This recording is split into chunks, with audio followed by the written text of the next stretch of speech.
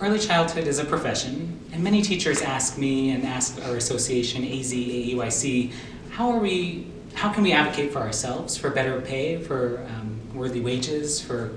competitive compensation, and how do we help ensure that people in our community know so that they can make both public and private investments in supporting this work.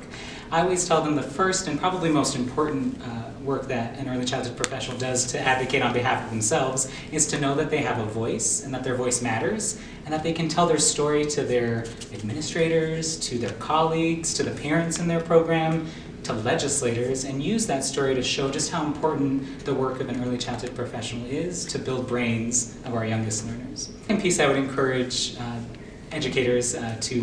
become involved with is the National Association for the Education of Young Children, NAEYC's Power to the Profession. So if people want to learn how to become involved as an advocate for themselves, if they want to get things done and really ensure that our local officials who are using our taxpayer money to support lots of varieties of programs, if we want that investment to be in early childhood, we need to make our voices heard. So I encourage people to go to naeyc.org/profession to learn more about how they can become involved in workshops, in understanding messaging they can give to their local representative, in figuring out how to talk to parents and to private partners and to public partners to fund early childhood. And the third piece I would encourage us as a field to do is to continue to have a unified voice at the legislature. The most significant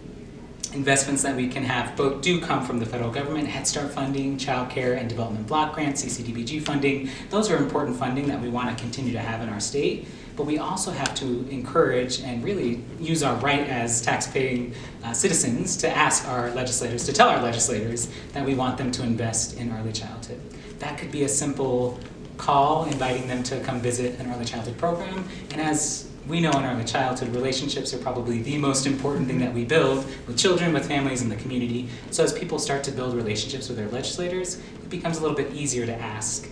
for that support for an early childhood bill to invest state funding, our taxpayer dollars, in early learning programs that will help support building the brains of our youngest learners.